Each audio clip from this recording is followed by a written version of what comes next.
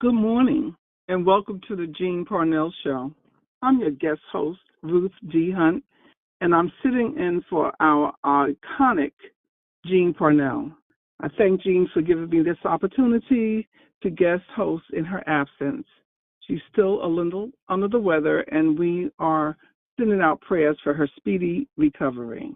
Well, yesterday was a very special day. Speaking of icons, it was the Jackie Robinson Day, which on April 15, 1947, Jackie Robinson made his debut with the Brooklyn Dodgers, breaking the color barrier in Major League Baseball.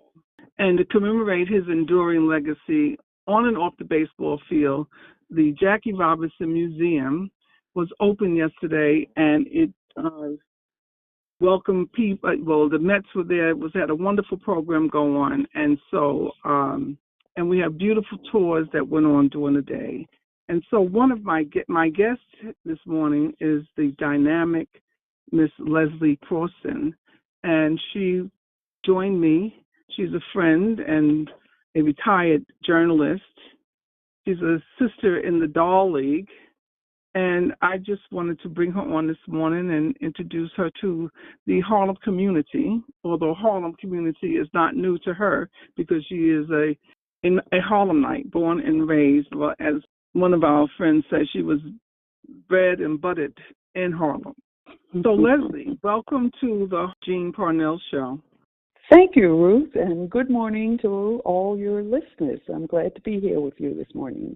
So tell us a little bit about you. I know that you are a retired journalist, so we'd just like to have a little background and know a little bit about you. Well, as you said, I'm born and raised in Harlem, right there in Harlem Hospital. Went to public school in Harlem and actually went to graduate school on the edge of Harlem at Columbia. And I, after graduate school at the School of Journalism at Columbia University, I worked first in newspaper as a reporter. I went from newspaper to radio as a reporter, and I went from radio to TV as a commentator. So I've worked for many years in journalism, all across the nation, not just in New York, for a few years in New York, but I've also been in Boston, Chicago, Philadelphia, Washington, all over the place. And now I'm back. After I retired, I stayed in New York, and here I am. Well, what an illustrious career you have had. I mean, just to think that, I guess, what was it like breaking, I guess you were breaking barriers also as you entered into the journalism back in the day? Yeah, a few barriers. In fact, there's an interesting story that I always remember when I'm talking about journalism or thinking about my past career in journalism. I remember I was away at college, and my father called one day, and he said, I need you to come home. So I said, come home? Come home for what? He said, come here. He said, I want you to see something. And so I'm going to send a check for you to come down to the city for a while so you can see something. And that was when, so I got there, and that evening he turned on the TV, and it was when ABC was having a strike. WABC was having a strike. And so they pulled some of the off-camera people and even actually some of the secretaries and things just to keep the station on the air while the talent was out on strike. So that's when I first saw Melba Tolliver and Gil Noble and a couple of other folks and stuff. And my father said to me, I wanted you to see this because you've always said you wanted to be a journalist, but he said, I just don't remember seeing any really like black women on TV. And I didn't want you to go and get all this education and then be disappointed. He said, but now I see, yeah, you can get a job on TV in journalism or on a newspaper or wherever you want to be. So that was my, or that was his first inkling that this could really, really happen for me. Could really happen for me, and so it did. And I went on from there and had a nice little career in journalism. And because it's over now because I'm old and retired now, and it's over. But that was very encouraging because at that time period, or somewhere around that time period, every time a black person, you didn't see black people on television, and when you would, everybody would call each other and say, the black folks are on tonight, and it was something to be excited about because we weren't seen,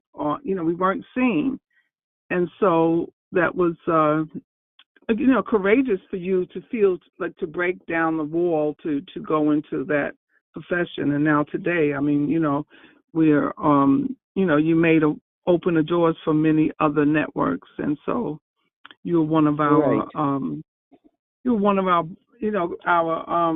leaders in the industry. So and almost like a pioneer, though. That sounds so grand. You stop and you say, "Me, a pioneer? Get out of here!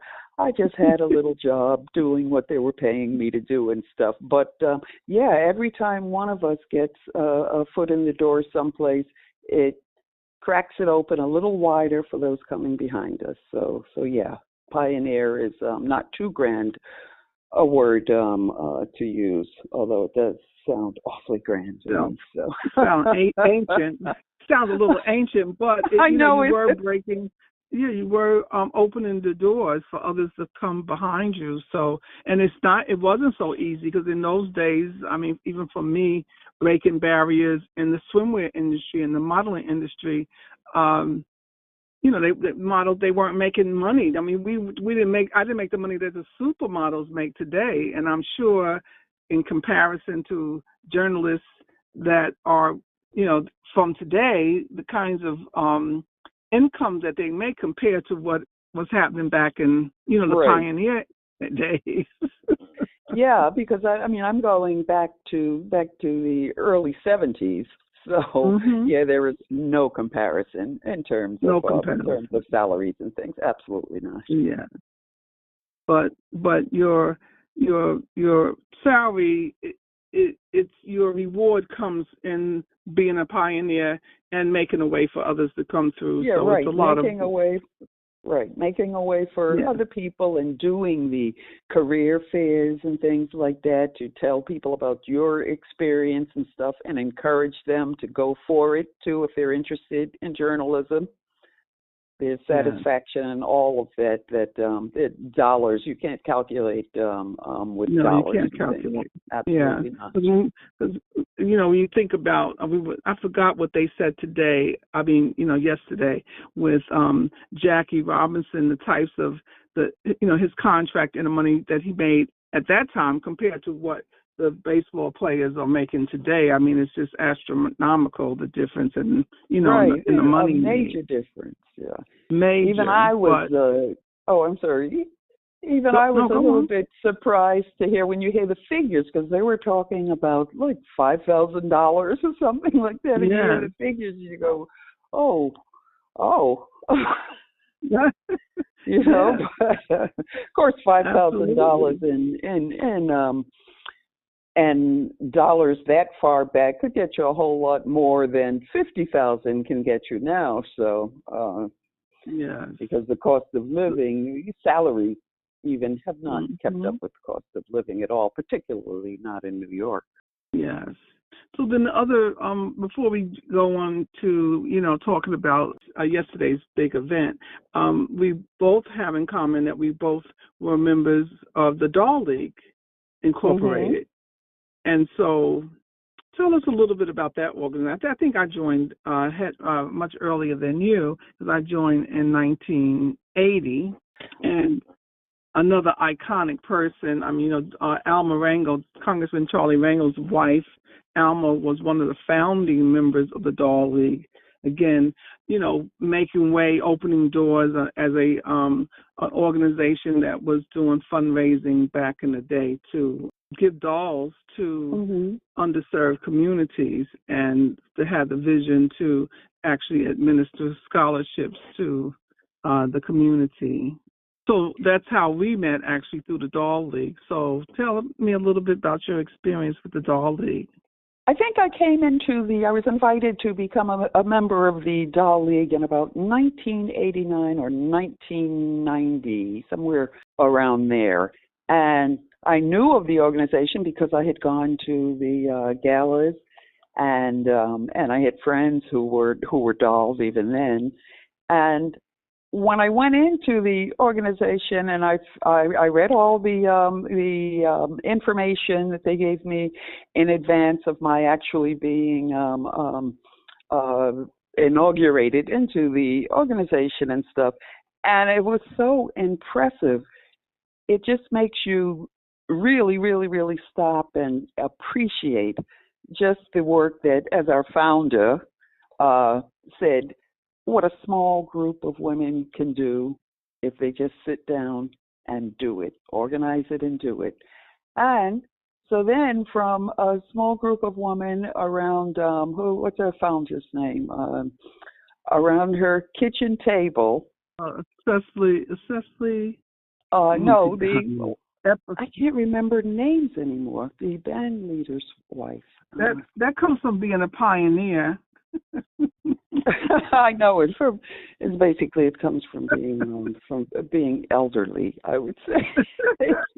But anyway, for a small group of women who got together to refurbish and give out dolls to kids who might not have a doll or something, and to the orphans at Graham House and stuff that the Doll League adopted. And then from there, we went on and on and on. The next thing you know, that our big event was no longer the children's Christmas party where we bring in Santa Claus and toys and food for the kids and games, clowns, et cetera, et cetera, et cetera. Now it's scholarships for young ladies who might not be able to get a higher education simply because their families don't have the money. So scholarships for these young ladies and things. And Christmas parties for the kids that have expanded over the years. The things that we would do out in the community, at schools and things, and mentoring, all that stuff to grow out of a small group of women way back in 1958 when the Doll League was first inaugurated by, I remember, Congressman Adam Clayton Powell and stuff. Inaugurated. And now look what it's become. Ethel Cecil was the Ethel founder. Cecil is our founder, right? And yes, and not only did they just do dolls, but they also raised funds for and donated a kidney machine for the pediatric ward in Harlem Hospital. So, at Harlem Hospital, there could be a kidney machine, and we've given monetary support to so many community organizations, the Boys Choir of Harlem, the Boys Choir of Newark, the Alvin Ailey. I mean, not Alvin Ailey. Dance Theater of Harlem. Dance Theater of Harlem. Mm-hmm. So we were really attached to the Harlem community. Yeah, just so many things that just allowed us to take a place alongside a lot of other organizations peopled by women and stuff who were doing things to help their communities and stuff. So we're in good company. Definitely.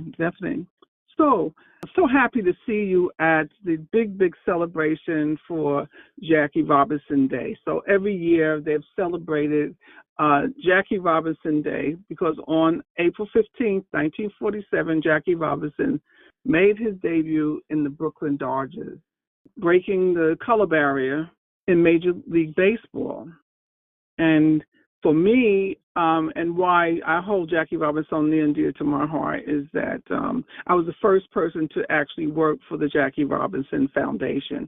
I worked along with Rachel Robinson during the inception of the Jackie Robinson Foundation, and I watched it grow from a very, very small a little cubicle at the Phelps-Stokes Fund, and that all of the players helping to grow this organization with support from the Urban League. And so it's always near and dear to my heart, as is Rachel Robinson, another woman who took the reins after her Jackie Robinson passed on, and she actually was the founder of the Jackie Robinson Foundation. And this was her vision, to open a Jackie Robinson museum, because she had saved all the artifacts and all of the photographs, all the clippings. I mean, so many things. It really inspired me into preservation and preserving my family history, because I had seen how she was so meticulously saving and categorizing, all of the many photographs and the history that tells the story of Jackie Robinson's life. So what did you think coming to the Jackie Robinson Museum and being a part of the celebration today? Ruth, I cannot begin to thank you enough for inviting me to that. I was so excited after I started getting a look at the exhibits and things and learning stuff about Jackie Robinson, because, I, along with everybody else, knows Jackie Robinson, who broke the color barrier in Major League Baseball. So we know all that, Jackie Robinson, baseball superstar. But then the things that I learned there about his social activism, about his activism around economic empowerment for Black folks and stuff. Just all these things that sort of paint a whole bigger picture of Jackie Robinson. So now Jackie Robinson in my head is not merely a baseball superstar and a barrier breaker in that sport. Now I'm looking up saying, my goodness gracious, look at all the work that he did around civil rights, around trying to get equal opportunity for Black people, around economic empowerment and all those kinds of things. It's like some things I had never really realized. Thought about. I didn't realize it because I didn't think beyond sports with Jackie Robinson. I didn't think beyond sports, but you go to this museum and you start to get a full picture of the man, not just the baseball star, not just the barrier breaker and stuff. You start to see Jackie Robinson, the man. You see what he believes, what he worked for, and just all kinds of things. Yeah. What he stood for, what kind of man he was, what he stood for, and how what he did to really act on his concerns and his beliefs and things. So that's how he continued the fight. Once he got off the baseball field, then he began to fight for the rights. I mean, because he really endured a lot of prejudice during this time of breaking the barrier. It wasn't just like he broke the barrier and he was just playing. He and Rachel were dealing with a lot of racism, a lot of we couldn't even tolerate. I mean, because he was told that he couldn't fight back, and he was really being terrorized on the field and off the field. So for him to continue to struggle, and he worked very closely with Martin Luther King.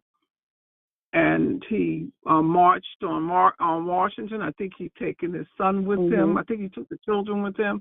So it was within his spirit. And when they were doing a fundraiser up at the Jackie Robinson at his home in Stamford, Connecticut, this is years before the iconic Afternoon of Jazz with a jazz concert, but they gave a concert on the Robinson's home. To raise money for the civil rights movement with Martin, and to get so many of the people who were arrested for protesting, to bail them out of jail and all that, all of that for people who might have been in jail for weeks and weeks if they could not have raised the bail money. So, I mean, all of that just out of the few hours that I spent at the museum, so rich that, of course, it makes me say, well, now you must read up some more on Jackie Robinson. Yes. and it's very interactive. And I didn't know that he had an electronic store on 125th Street that they spoke about new. that. I didn't even see that. I didn't know that either. And also, too, I know from growing up in Harlem, I know that Freedom National Bank was right over there on 125th Street and stuff. I didn't know of Jackie Robinson's involvement with that, and that he was the first chairman of the board of Freedom National Bank, and might have been one of the founders. I'm not sure about that, but it was because he was concerned that black people didn't have the same access to bank loans at decent interest rates and stuff as other people did, because the banks were reluctant to lend, or if they did, would give them make them pay a much higher interest rate. And he believed that we ought to have the same access to bank loans as other people. And so he worked with a bank to make sure that we did. How about that? Yeah, that was courageous. With chock full of nuts. You know, when you think of it, you say how easy it would have been for him to just rest on his laurels, and after he retired from baseball, to just walk away and go live a quiet, comfortable life and stuff. But no, he was right out there on the front lines, fighting to pull up people coming behind him, not just in sports, but just people in general, to open doors and things for other people behind him. What a man. What a man. Mm-hmm. What a man. And just to think that, when they first, so many people loved and admired him. And I think back, and I said to the gentleman today that Rachel, she was, she picked up the ring as she went forward after he passed away. And when they established the Jackie Robinson Foundation, they started that foundation from nothing. They didn't have an endowment. They didn't have anything to start it. And when I first started, I was like, oh, I wonder if I was doing the right thing. I'd left 7th Avenue as a model, and as we started, they were celebrating the 30th anniversary of Jackie Robinson breaking the barrier, and I did everything for the foundation. I was the only employee, so so you were all in right from the beginning. From the very, very beginning, there was no, it started with Rachel and a board, and it was a very small board at that time, and the kickoff day was the 30th anniversary. I think it was in July 1977 is when my first day working. It was the day of they were throwing out the ball. Rachel was going to I think Yankee Stadium to throw out the first ball for that day, and the board members, then they had a luncheon, and so people were donating money to the foundation, and so I had to do the banking for the foundation. And so when I went to the bank, I was like, these people don't have any money. I left my job. I left 7th Avenue, and this foundation has no money.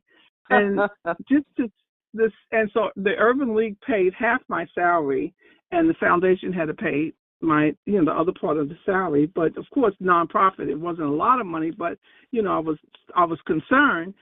But to see this foundation grow from $1,000 in their bank account to what it is today, to go down to to Varick Street and see the glorious museum there and the foundation itself and all the things that the foundation, because their foundation they give scholarships, and I don't even know the number, and I hate to have this interview without having my figures, but they've given out so many scholarships to young people. But to watch the, Monty Irvin, Joe Black, some of the baseball players, they all started giving donations to the Jackie Robinson Foundation, and to see it grow from $1,000 in their account to what it is today, or even at that time, like in 1977, to see that they started to actually donate money to this dream of Jackie Robinson, of what he had put forth, and to support the the legacy of Jackie Robinson, to promote and to administer scholarship to young people to make a difference. And so it's just miraculous that our community, and as we know that our community have always struggled and helped one another to move forward, and that foundation started, and it continues to thrive on donations and people believing in the dreams of Jackie and Rachel Robinson. And even the cert and the money aside and everything, the thing that just totally blew me away is to see all those people and those young people inside that museum today, listening to the talks, doing the interactive activities and things. And it's just amazing. I would love to see that so many young people and classrooms of kids and stuff and old people, all kinds of people in that museum, that they have to expand their hours, that they start bursting out of the premises and have to build something even bigger and stuff, because I'm telling you, everybody who's listening, it is so rich and so wonderful. If you haven't been there already, you have got to go. I was just blown away by it. I didn't know what to expect. You go to a museum, and there are so many museums in New York. You go to a museum is a museum, but this one will really, really, really grab you when you see what they've put together. Starting from nothing, what they've put together down there on just off Canal Street. It's absolutely wonderful, and the kids were so excited. I'm sorry, Ruth, jump right in there, because I'll just talk forever. No, go on. No, go on. No, this is your interview. I'm speaking. The artifacts that they have. I mean, the baseballs, the signed baseballs, the actual chairs, a bleacher chair that they had. I mean, so thoughtfully put together. Yeah, his actual uniform from the Negro Leagues. Yes. All of these wonderful artifacts. And the timeline, they show the timeline of how his career unfolded, from him coming from Georgia, going to Pasadena, California, I think Pasadena, California, and he going to UCLA, and just tracking his career. They even have a replica of the Ebbets Field in Brooklyn. So you had a great exhibit within another room that showed Brooklyn, Ebbets Field, and what it looked like. The visuals are so rich and so beautiful, and the interactive exhibits where you could just touch buttons. Exhibits. Yes. His awards. The exhibit that I liked the most, I was there, and there were a group of youngsters. These boys were young men. The boys looked like they were about, 12, 13, something like that. Group of them. They must have come down with their school today. And I was showing them how one of these exhibits worked. It was an exhibit about activism. And so what you did was you picked a category, be it whatever, politics, education, so and so and so. Then it asks you, what would you do if you're interested in this? What kind of advocacy would you commit to doing around it? Let's say you picked politics, and then you said you might say that I'm going to run for office. Okay, or I'm going to help register people to vote and stuff. Then you do that, and you sign the pledge card and everything on the little machine. You sign the pledge card, and you submit it, and then you look up, and after it processes it, you become part of the exhibit with your card saying what you have pledged to do in support of this interest area. And these young boys were so excited about it when I told them, look up there, and you see, and it starts scrolling across with a lot of other pledge cards that other people have made. And they were so excited about it that a couple of their friends came over, and then they started filling out a thing saying what they would do and putting their name on it. They were so intrigued, just to see their names going across this, like a moving billboard, like in Times Square or something, to see it. Imagine if more and more kids came down and not only did it where the exhibit would show up right down there at the museum, if they got so excited about this and the idea of advocacy and activism and stuff and started talking about it on whatever social media platforms they're on and stuff, and it just spread farther and wider and got more people excited about what you could do if you decided to get involved in some kind of activism, no matter what. It doesn't have to be politics or education or whatever. Just be involved in something, like Jackie Robinson was involved in so many things that he believed in. Believe in something and then do something about it. Yeah. I loved that. I would love to see classroom after classroom coming there and more kids getting totally excited about something, because so often you see the young people and you wonder if they're excited about things, if they're involved in stuff. And, I imagine they are different than we were when we were growing up. But so much of what they do is centered around the internet or something. Well, good. Spread the word far and wide over the internet and whatever other social platforms are on and stuff, and get involved. Yes, and definitely. What better place to start than or to see the possibilities than down there at that museum. They had so much to offer. I don't think that even one visit you can go through everything. No. It's just so much wonderful information. They had a room, movie. They had a movie of his life with Rachel, and you could just go back over and over. I mean, it's not a huge space, but it's a large space, and it's very interactive, and a lot of we put headphones on and listen to other people talking. Many different interviews were there. So you could really go there over and over, and you'll still find something that you hadn't seen before.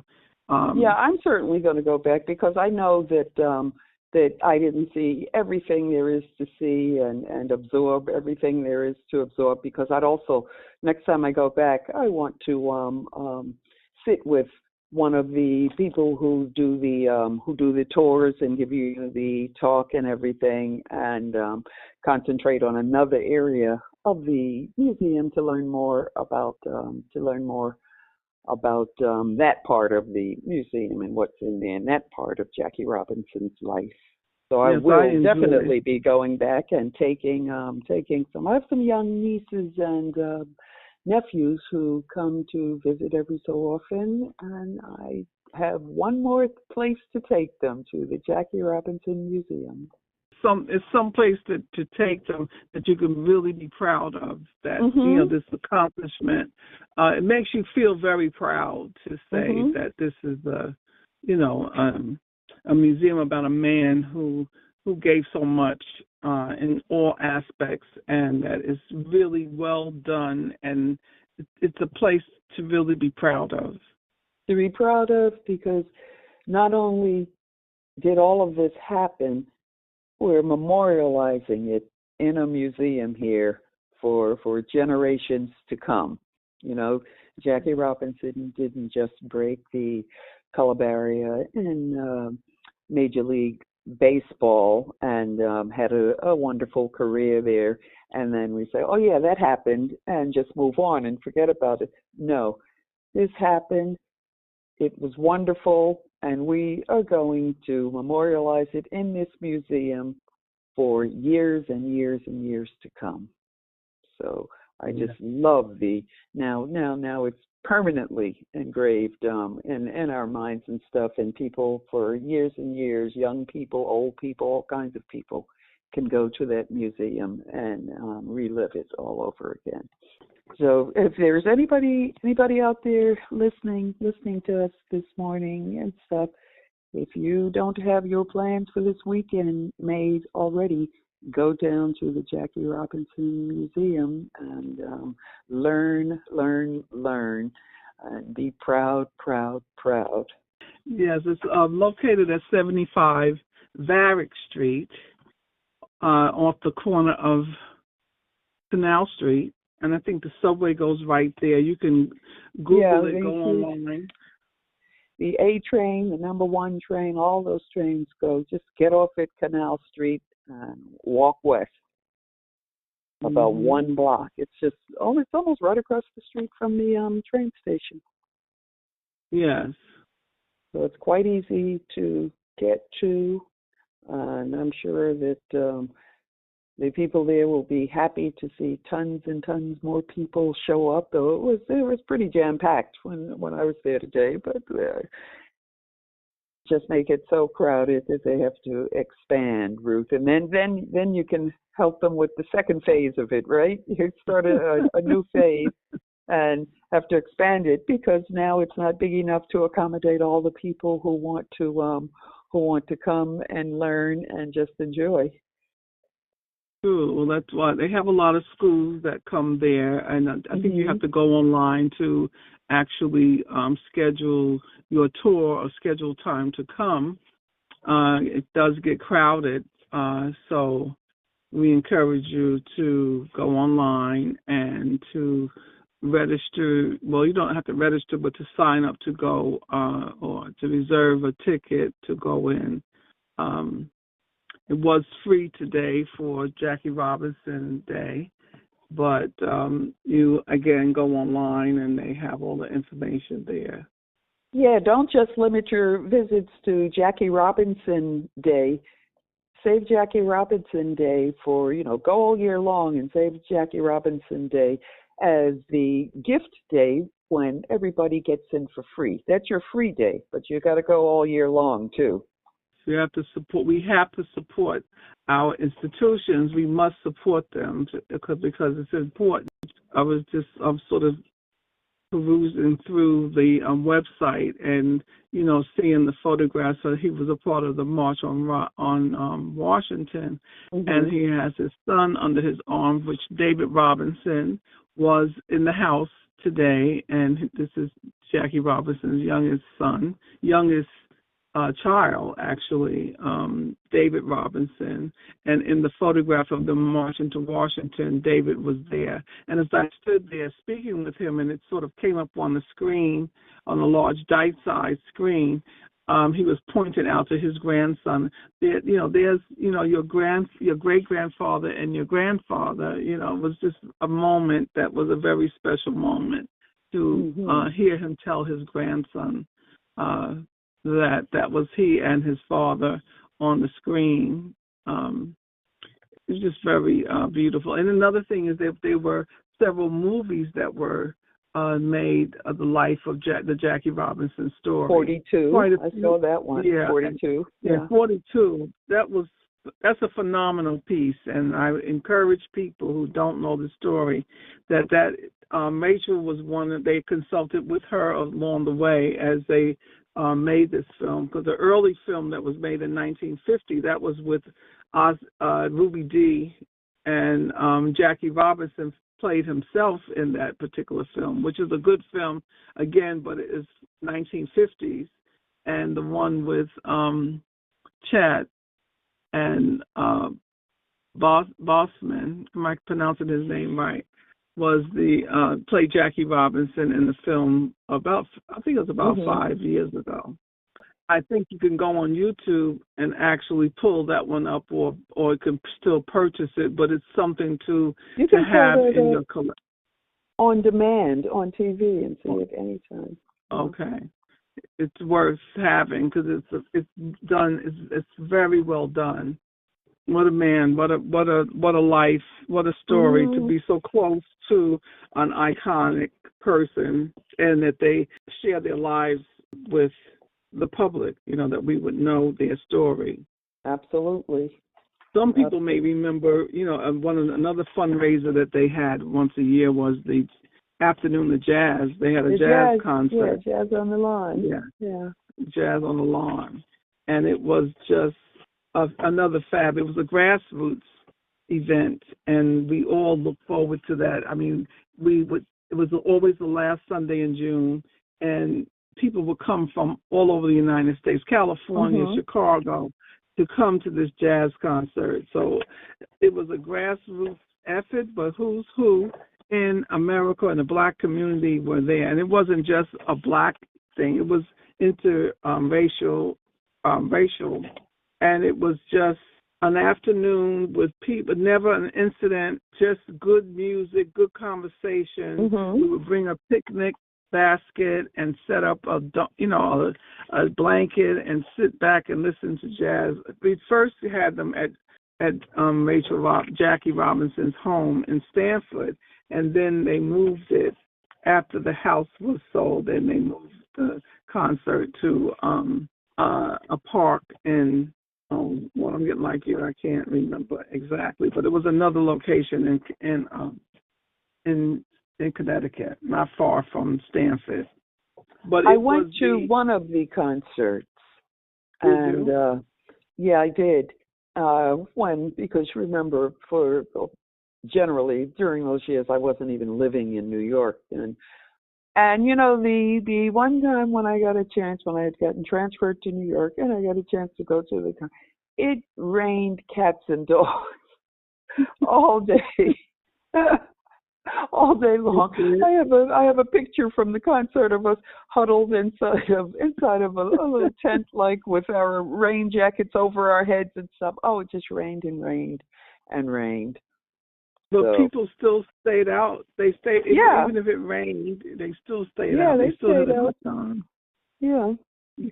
We would pray. We would pray that Saturday before. We would pray that it wouldn't rain. And that concert was managed by all volunteers. It was just an event of the year that was just phenomenal. And to see the people come together to raise money, to do grassroots networking, and a lot of the corporations were a big part of the concert, and they also, gave money. That was the way. It was intergenerational. So therefore, we always stayed in touch with who was moving up in corporate America and staying close to the community on all levels. So I think that was really the highlight of that, of the committee, and because it was a volunteer committee that made it all happen under the leadership of Rachel Robinson, and they had a great board, but we had a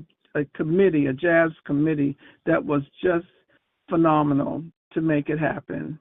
Yeah, because besides the fun of it, it's such a community building thing too, because there you are with the volunteers, and then just the jazz lovers, and people from the business community, people from nonprofits and stuff, all together, just hanging out together all afternoon and stuff, getting to know each other, building bridges through building bridges. And it's just, when you think about all those kinds of things, when you have an activity that just pulls people together and helps you make new friends and make new contacts and all that kind of stuff, what a community building event it turns out to be and stuff. And on top of that, so much fun. So much fun. And the other thing too, the jazz musicians, they never charged one penny for their performances. They were, again, a part of this community to make something happen, to raise money for scholarships. They had Ella Fitzgerald, Sarah Vaughan, Phyllis Hyman, Honey Coles, Jerry Mulligan. Billy Taylor was the musical director. They had Noel Pointer one year. He was fabulous. Oh, Lord, I can't even think of all the great talent that came. Yeah. Roy Ayers was in the house. Wynton Marsalis. I mean, so many great artists. And again, it was a community. We were all one. Whether we were volunteering, and they made. And even David, he was always doing the parking because they didn't have 3,000 people to come up, or up going towards 5,000 people in these small towns in Connecticut. We had to get a school and park the cars in a school lot, and then had buses to bus the people over to actually. We used to do that over to Rachel's home, and then at the Gallagher's Park, they started to bus people over. We had security that were working would be like a vice president of Coca-Cola. Vernon Martin.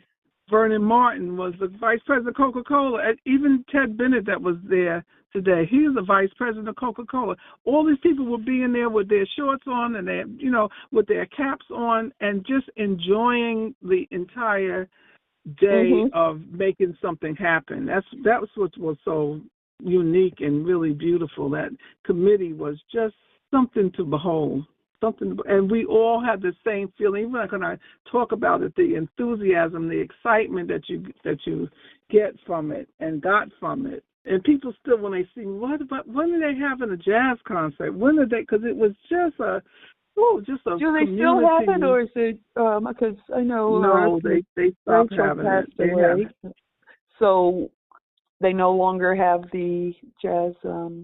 No, they no longer have the jazz. No, they don't have it anymore. Yeah, well, it was one of the people didn't think it was really.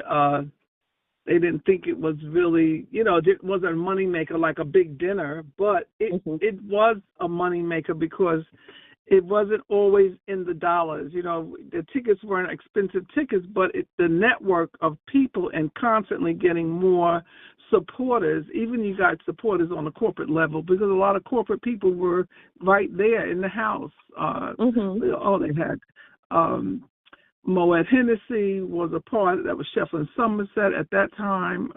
Yes. All the liquor was donated. The food was donated. Everything.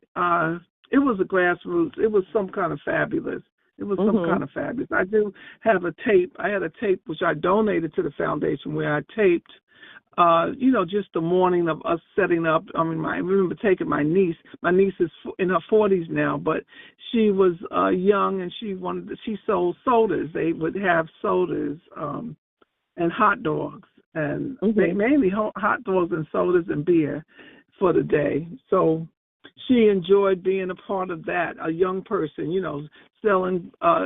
They had to have tickets to sell the merchandise and the beer, or not the beer, but the sodas. And I have her on film how empowered she felt to be doing something for, an event like this that she was a part of. And that for many of the young people were just as much a part of doing the merchandise, selling the hot dogs, just being a part of something bigger than all of us. Right, being a part of something big and wonderful, and beyond it being big and wonderful and a fundraiser for important work, fun. Yeah. You cannot beat that mix, No, important you work mixed with fun, and all these people getting together and throwing in to make it happen. Yeah, that was something very special.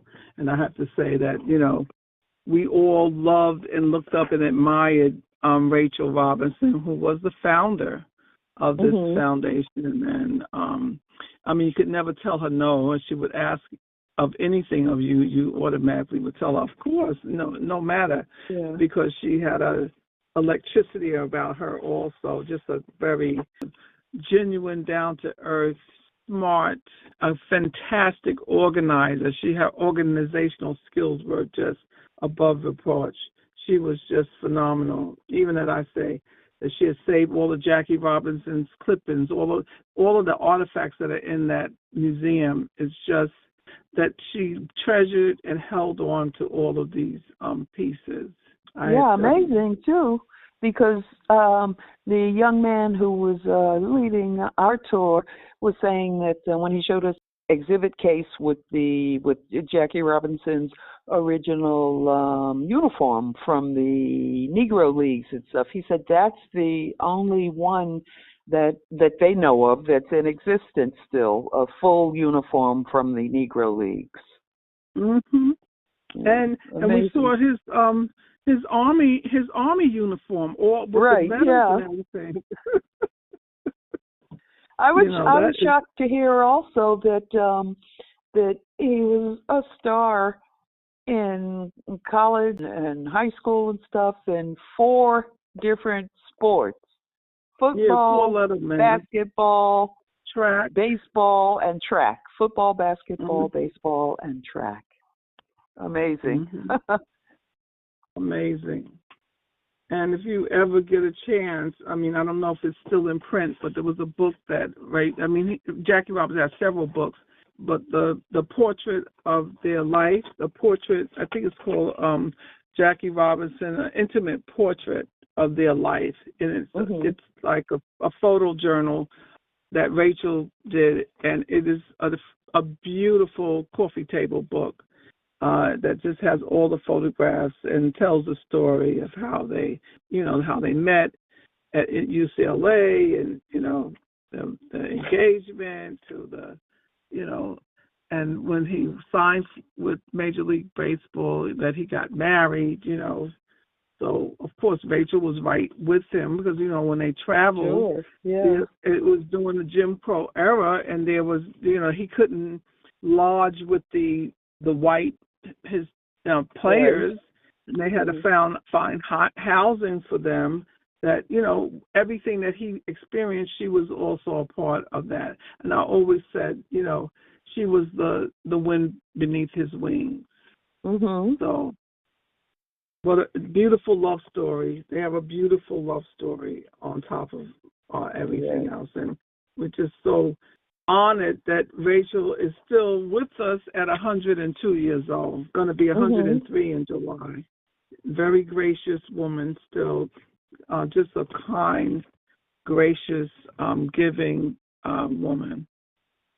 What a life. My life has been blessed to be a part of her, of the Jackie Robinson Foundation.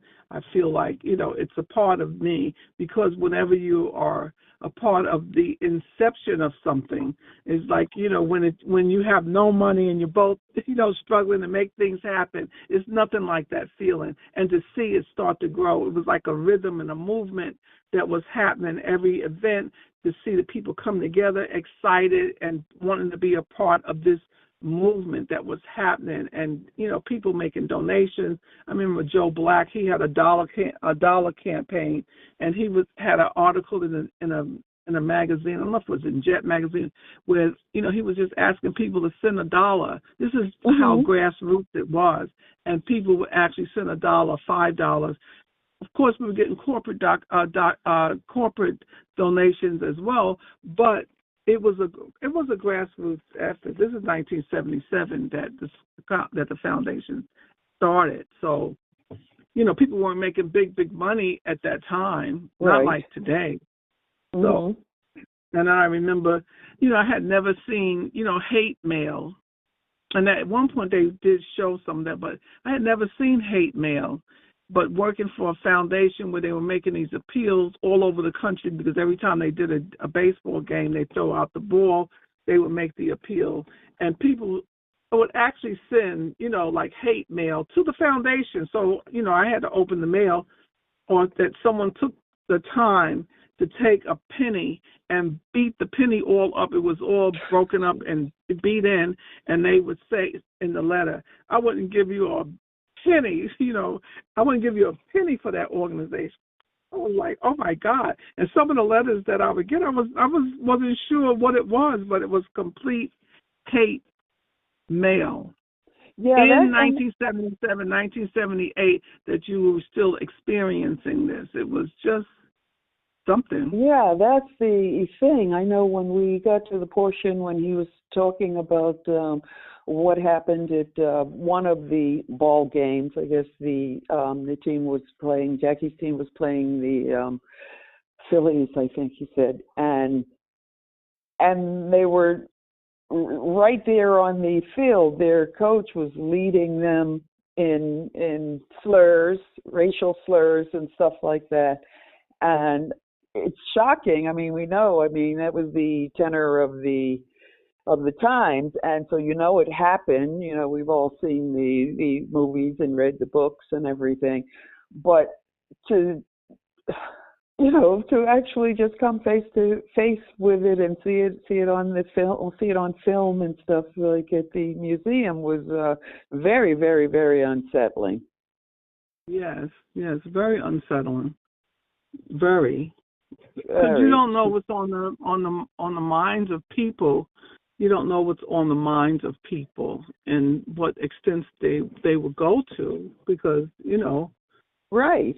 But the heartening thing was he did say that even in the wake of all of that, and that other people wrote in, other good folks wrote in and stuff and said, we love you and we're glad you're in the major leagues and so and so and so. And so it certainly was not all hatred. Oh no, not at all. I mean, I did see where they had a section of the fan mail and how people wrote letters telling Jackie Robinson how he had inspired them and how encouraging it was and how much they were behind him. So there was many wonderful letters. I mean, so that was very small little piece of it, but no, the foundation couldn't strive and it couldn't have flourished without the positivity of people believing in the foundation and believing in Jackie Robinson. No, definitely. Right. Yeah, absolutely. I remember when I first told my grandfather, this was in the 70s, that, I was working with Rachel Robinson and the Jackie Robinson. He was so thrilled because he, being born in 1910, he was following Jackie Robinson all along. And as I said to the Dawson today when he was giving the talk about, not only was he breaking the barriers in Major League Baseball, but it was breaking barriers for black people all over the United States for giving them hope that they too can, make a difference or breaking barriers, because many people all over were breaking barriers, but Jackie Robinson was an icon who was visible on television, in the print, because they talked about a writer, I can't remember his name now, but he was a press person, and he wrote everything about Jackie Robinson's career and where he was going and how he was evolving. In the movie in 42, they put a lot of emphasis on him and that role. Yeah, he was a journalist, and he helped keep it, keep the story in the forefront in the media. So I don't know. I guess we're winding down because we've had such an enjoyable dialogue. So with the closing statement, I want to leave that to you, Lesley. Well, I just want to say thank you so much for inviting me to come over to the museum today, because it was absolutely thrilling. So beyond educational, it was just so interesting and so invigorating to see all those young people there learning something and enjoying it, and who knows what they'll do with it now that they've left the museum, because I think that what Jackie would have wanted was for them to be inspired by his story, and I'm sure that so many of them will be. So everybody else out there listening, go on down to the Jackie Robinson Museum and get inspired all over again. Ruth, thank you for having me on the show. I enjoyed chatting with you, my friend.